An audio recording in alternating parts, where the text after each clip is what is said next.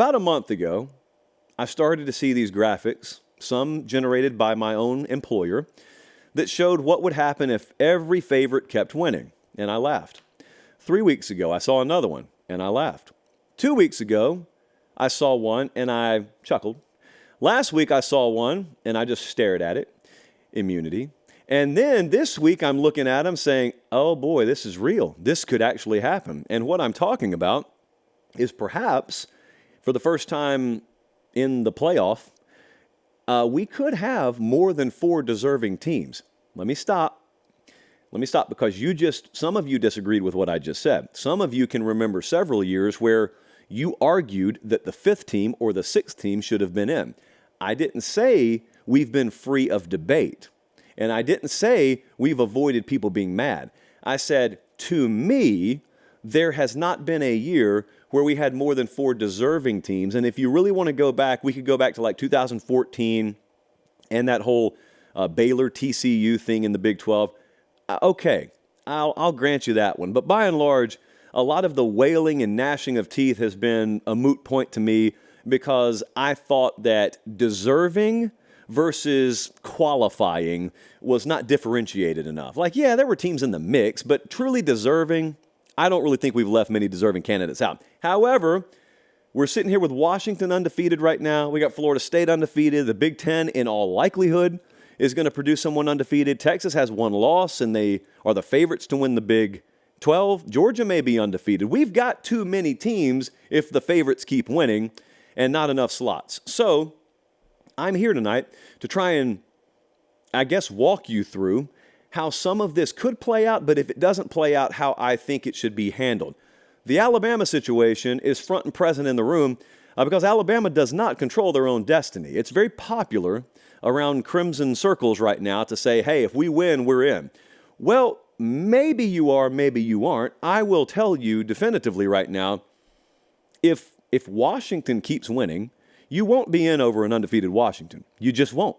Whether I think you should or not, whether I'd favor you or not, you're not going to be in over them. You will not be in over an undefeated Big Ten champion, obviously. I don't think you'll be in over an undefeated FSU, but I could be wrong there. We're going to have the playoff committee unveil their new rankings in like the next hour.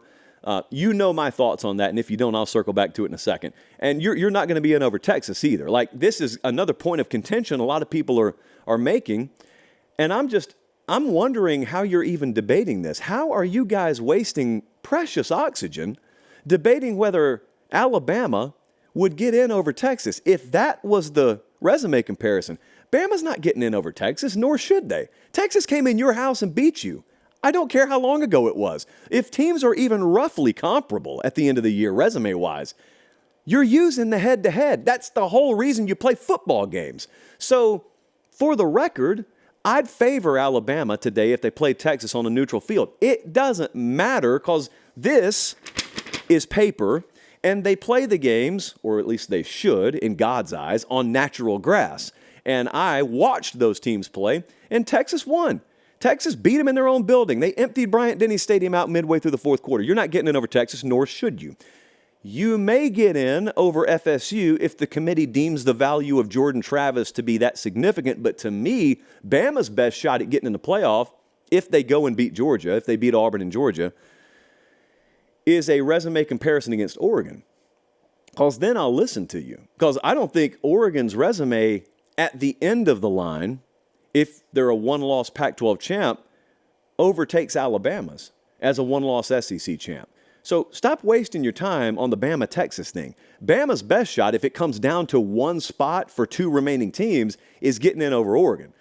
That's the way I see that. Now, the next thing that I want to circle back and address is this whole FSU should be left out because of Jordan Travis nonsense in my mind. Now, I know there are strong feelings on this out there right now. So let me state my case. If Florida State beats Florida, and if Florida State goes to the ACC championship game and beats Louisville, and they are an undefeated ACC champion, there is no world where I think they should be left out of the playoff. Okay, so here are the counter arguments to that. Just so you can make sure I understand your points. I'll make your points for you. You think, if you disagree with me at least, You think that they either haven't played a strong enough schedule, which I disagree with, or you think the value of them losing Jordan Travis should be taken into account, and it should be understood that if they played the whole year without him, they wouldn't be undefeated. Therefore, they should be judged and rated based on the team they are now instead of the team that they had been with him. And I listen to that. And I grant you there's logic behind it. I don't think Florida State's a top 10 team without Jordan Travis. I'm about to show you that later in this show. I've got, Jesse, where'd I have Florida State? I got them like 13th or something like that in my power ratings, just to show you how much I valued him. But like I said a second ago with Bama and Texas, it doesn't matter what I think they'd do on a neutral field. It doesn't. Once they've earned it, once the games have been played, the games have been played. And the other thing that I need to make sure gets repeated is back in 2014. If you just allowed Ohio State on paper to be judged, everybody on paper would have looked and said, yeah, this is a good team, but they're with their third-string quarterback now. So, obviously, there's a reason that guy was third string. We're not going to put him in the playoff because they're not the quality of team they've been. Well, they got put in the playoff based on their resume and what they had earned merit-wise on the field, and then they won a national title. And so, ever since then, I don't really care what a committee thinks they have the value on a player. I don't care if the committee thinks they know how valuable Jordan Travis was. I don't even care how valuable I think he was. So I certainly don't care what the committee thinks. If they've earned it, they're in. Because the bottom line is you don't know. That's not how competition works. Again, this is paper. They play the games on the field. Now, the other point that I think is interesting and totally flawed is the group that comes at me and says, well, we should get the 4 best teams in the playoff. There's a sizable portion of the college football public that thinks we should just try and get the 4 best teams in. And to that, I ask you, what are you describing at that point? You're not describing sports. You're not describing competition. You're describing odds making. You're describing power ratings. Do you understand right now, the University of Georgia could have lost to Tennessee last week and could go lose to Bama, and Las Vegas still would not have 4 teams ahead of Georgia. So by that logic, you're telling me Georgia should be in the playoff because out in the desert, they say that they're still one of the 4 best teams. Is that what we're saying?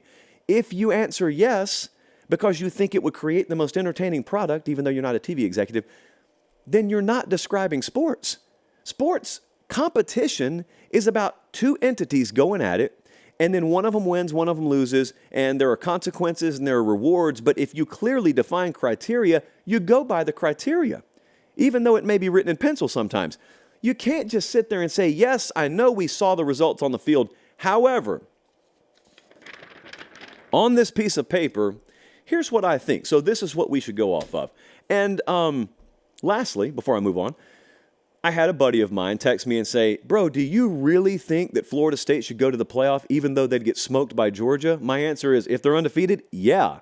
And I think they would get smoked by Georgia. I think FSU, as currently constructed, would get beaten probably by double digits by over half a dozen teams in that playoff, any given matchup. I don't care. This is not Burger King. You don't pull up in the drive-thru and get to handpick the matchups you want that best serve your interest. That's not sport. It's not competition. That's not how it works. It's not on demand. The playoff's not on demand, in other words. You don't just get to say, well, yeah, Florida State may be up there, but I don't, like TCU last year. I think they're going to get blown out, so I don't think they should be in. Yeah, they should. If they're not in, you're not playing a sport. You're just constructing some make a playoff. That's not the way that works. Next up, is the loser of Ohio State and Michigan definitely out? I think they are. I certainly think if Michigan loses, they're out. They have no leg to stand on. If they lose Saturday, playing the schedule they've played, there is no shot Michigan should be in that thing if they lose. I think they know that too. If Ohio State loses, they're probably out. But Ohio State, if some other chaos happened, would at least be able to say, hey, we played Notre Dame on the road in out-of-conference play. And so our only loss was on the road to Michigan. If some other stuff breaks, there's a back door for Ohio State, maybe. There is not one, nor should there be for Michigan. How about Georgia? Is Georgia out if they go all the way through the season undefeated and then they lose close to Alabama, and let's say landmines go off elsewhere. And that brings me to my last point. Let's say Texas loses in the Big 12 championship game. They're a two-loss team. They're not going to be in. Let's say you have a head-to-head comparison. Something crazy happens, like FSU loses to Florida, but then goes and wins the ACC title game. Who do you put in? Do you put in one loss, Jordan Travis-less Florida State? Or do you put in one loss Georgia with no conference title? I think they'd put Georgia in. I think they would. So if that were what it came down to, what about Georgia versus an Oregon, but with two losses? Let's say Oregon loses in a rivalry game this Friday, but Arizona also loses. So Oregon goes to the Pac-12 title game. They beat Washington, and you got a two-loss Oregon. I think Georgia would be in over them. So there's a way, there's a backdoor. You could insert Ohio State here. Ohio State may be in over some of them too. The landmine games to keep an eye on, and the ones the committee may very well have rooting interest in, even though they'd never admit it. I think the committee would love to see Florida win this Saturday against Florida State. I think the committee would love to see Louisville beat FSU. And I say that not because they're anti-Seminole. I say that because it would alleviate them having to make an impossible decision if the time came. I don't think the committee would mind at all if Oregon State beat Oregon. The committee may not want to see Texas Tech beat Texas because I think that committee wants Texas in the playoff. But those are the landmine games that could at least alleviate the stress of making, like I said, a pretty impossible decision.